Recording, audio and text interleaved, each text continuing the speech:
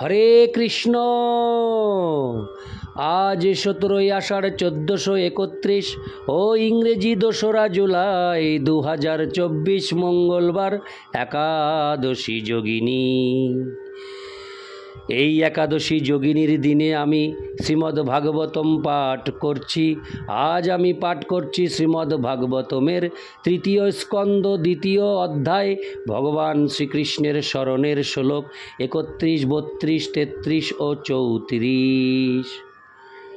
শুরুতেই আমি সকল ভক্তিমতী মা ও ভক্তবৃন্দের শ্রীচরণে একটি কথা বলছি।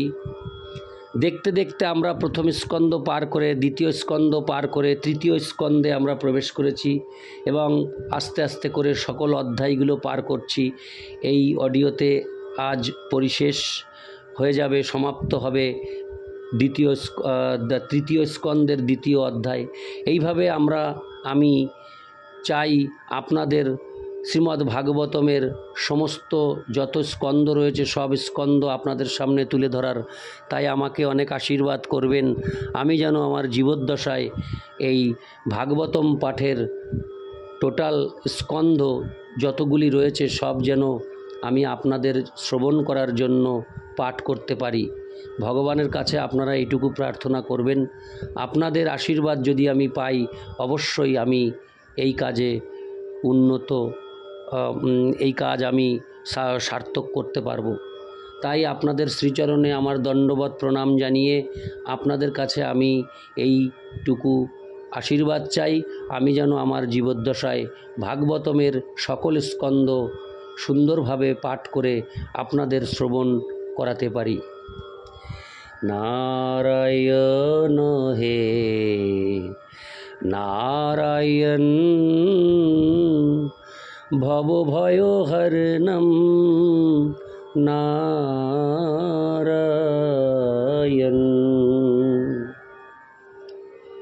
শ্লোক 31।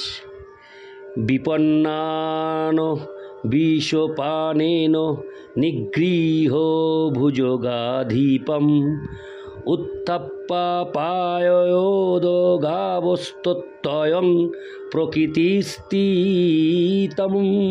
অনুবাদ: কালীয় সর্পের বিষে যখন যমুনার এক অংশ বিষাক্ত হয়ে গিয়েছিল, তখন বৃন্দাবনের অধিবাসীরা মহাদুর্দশায় বিভ্রান্ত হয়ে পড়েছিলেন। ভগবান তখন সেই সর্পরাজকে দণ্ডদান করে সেখান থেকে নির্বাসিত করেছিলেন। তারপর নদী থেকে উঠে এসে যমুনার জল যে স্বাভাবিক অবস্থা প্রাপ্ত হয়েছে তা প্রমাণ করার জন্য তিনি গাভীদের সেই জল পান করিয়েছিলেন। ইতি শ্লোক 31। শ্লোক 32। অজাজয়দ গোশবেন গোপরাজং দ্বিজোত্তময়ী বিত্তস্য চরুভারস্য চিকীর্ষণ সদ্বয়ং বিভু। অনুবাদ: মহারাজ নন্দের সমৃদ্ধিশালী বিত্তসমূহ গোপূজায় ব্যবহার করার বাসনায় এবং দেবরাজ ইন্দ্রকে শিক্ষা দেওয়ার উদ্দেশ্যে পরমেশ্বর ভগবান শ্রীকৃষ্ণ তার পিতাকে উপদেশ দিয়েছিলেন অভিজ্ঞ ব্রাহ্মণদের সাহায্যে গো অর্থাৎ গোচারণ ভূমি ও গাভীদের পূজা অনুষ্ঠান করার জন্য। তাৎপর্য: যেহেতু ভগবান সকলেরই শিক্ষক, তাই তিনি তার পিতা নন্দ মহারাজকে শিক্ষা দিয়েছিলেন।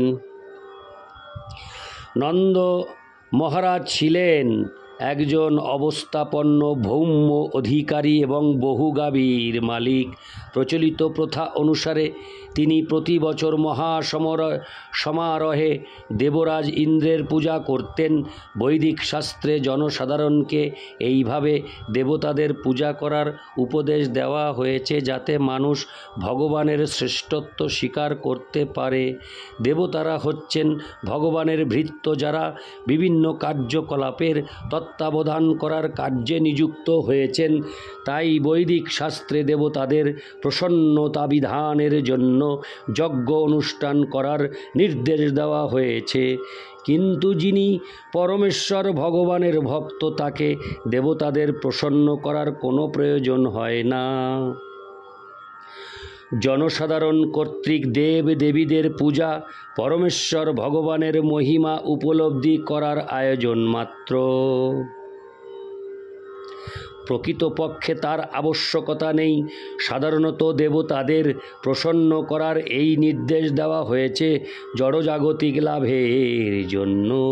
এই গ্রন্থের দ্বিতীয় স্কন্ধে আমরা ইতিমধ্যে আলোচনা করেছি যে যিনি পরমেশ্বর ভগবানের মাহাত্ম্য হরে কৃষ্ণ মাহাত্ম্য স্বীকার করেন তার পক্ষে গৌণ দেবতাদের উপাসনা করার কোনো প্রয়োজন থাকে না। কখনো কখনো অল্প বুদ্ধি সম্পন্ন প্রাণীদের দ্বারা পূজিত ও বন্দিত হওয়ার ফলে দেবতারা তাদের শক্তির গর্বে গর্বান্বিত হয়ে পড়ে এবং ভগবানের পরম ঈশ্বরত্ব ভুলে যায়। তা ঘটেছিল শ্রীকৃষ্ণ যখন এই ব্রহ্মাণ্ডে উপস্থিত ছিলেন এবং তার ফলে ভগবান দেবরাজ ইন্দ্রকে শিক্ষা দিতে চেয়েছিলেন। তিনি তাই মহারাজ নন্দকে ইন্দ্রযজ্ঞ বন্ধ করে সেই সমস্ত যজ্ঞ সামগ্রী দিয়ে গাভী গোচারণ ভূমি এবং গোবর্ধন পর্বতের পুজো করার অনুরোধ করেছিলেন। এই অনুষ্ঠানের মাধ্যমে শ্রীকৃষ্ণ মানব সমাজকে শিক্ষা দিয়েছিলেন যে মানুষের কর্তব্য হচ্ছে তাদের সমস্ত কার্যকলাপ ও কর্মের ফল দ্বারা পরমেশ্বর ভগবানের সেবা করা, যা তিনি ভগবদ্গীতাতেও নির্দেশ দিয়েছেন। তার ফলে ঈপ্সিত সাফল্য লাভ হবে। বৈশ্যদের বিশেষভাবে নির্দেশ দেওয়া হয়েছে তাদের কষ্টার্জিত ধন অপব্যয় না করে তারা যেন গাভীদের রক্ষা করে এবং গোচারণ ভূমি অথবা কৃষিক্ষেত্র তত্ত্বাবধান করে। তার ফলে ভগবান সন্তুষ্ট হবেন। মানুষের কর্তব্য কর্মের সাফল্য নির্ণয় হয় কী পরিমাণে তা ভগবানের সন্তুষ্টি বিধান করেছে তার উপর। তা নিজের স্বার্থে, সমাজের স্বার্থে অথবা জাতির স্বার্থে যে উদ্দেশ্যেই সম্পাদিত হোক না কেন। ইতি শ্লোক 32। শ্লোক 33। বর্ষতীন্দ্রে ব্রজ কোপাদ ভগ্ন মানে হতি বিহব্বল গোত্রলীলাত পত্রেণ ত্রাত ভদ্রানুগৃহণ্যতা। অনুবাদ: হে সৌম্য বিদুর, দেবরাজ ইন্দ্র অপমানিত হওয়ার ফলে বৃন্দাবনে প্রবলভাবে বাড়ি বর্ষণ করেছিলেন এবং তার ফলে ব্রজভূমির অধিবাসীরা ভীষণভাবে বিপর্যস্ত হয়েছিলেন। কিন্তু পরম দয়ালু ভগবান শ্রীকৃষ্ণ গোবর্ধন পর্বতকে ছত্রের আকারে ধারণ করার লীলাবিলাসের দ্বারা তাদের সেই বিপদ থেকে রক্ষা করেছিলেন। ইতি শ্লোক 33। এই হলো অন্তিম শ্লোক তৃতীয় স্কন্দের দ্বিতীয় অধ্যায়ের শ্লোক 34। সরস্ব শিকরৈর্মৃষ্টং মানয়ং রজনীমুখম গায়ন কলপদং রেমে স্ত্রীণাং মণ্ডলমণ্ডন। অনুবাদ: শরৎকালের পূর্ণ চন্দ্রের জ্যোৎস্নায় উজ্জ্বল রাত্রে ভগবান শ্রীকৃষ্ণ মনোহর সঙ্গীতের দ্বারা গোপীদের আকৃষ্ট করে রমণী সমাজের ভূষণ রূপে সুশোভিত হয়ে আনন্দ উপভোগ করেছিলেন। তাৎপর্য: গোভূমি বৃন্দাবন পরিত্যাগ করার পূর্বে ভগবান তার রাসলীলা বিলাস করার মাধ্যমে তার সখী ব্রজগোপীদের আনন্দ দান করেছিলেন। এইখানে উদ্ভব ভগবানের বৃন্দাবন লীলার বর্ণনা সমাপ্ত করেন। ইতি শ্রীমদ্ভাগবতের তৃতীয় স্কন্দের ভগবান শ্রীকৃষ্ণের স্মরণ নামক দ্বিতীয় অধ্যায়ের ভক্তি বেদান্ত তাৎপর্য সমাপ্তম। শেষ হয়ে গেল, অর্থাৎ সমাপ্ত হলো তৃতীয় স্কন্দের দ্বিতীয় অধ্যায়। আমরা এর পরবর্তী অডিওতে চলে যাব তৃতীয় অধ্যায়। এটি হলো দ্বিতীয় অধ্যায় শেষ হলো, এবার আমরা যাব তৃতীয় অধ্যায়।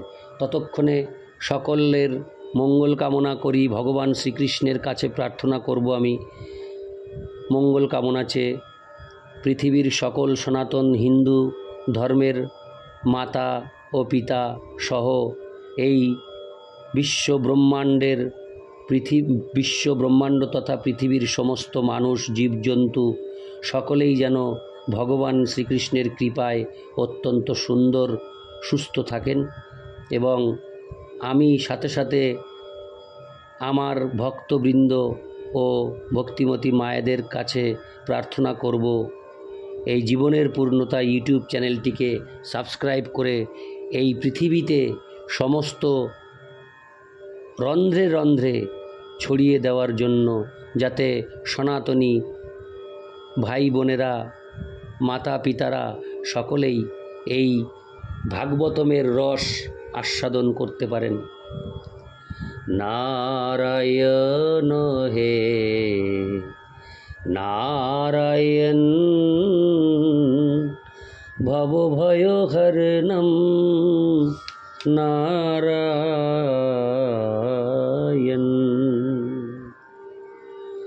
হরে কৃষ্ণ, জয় রাধে রাধে গোবিন্দ, জয় রাধে, হরি বল।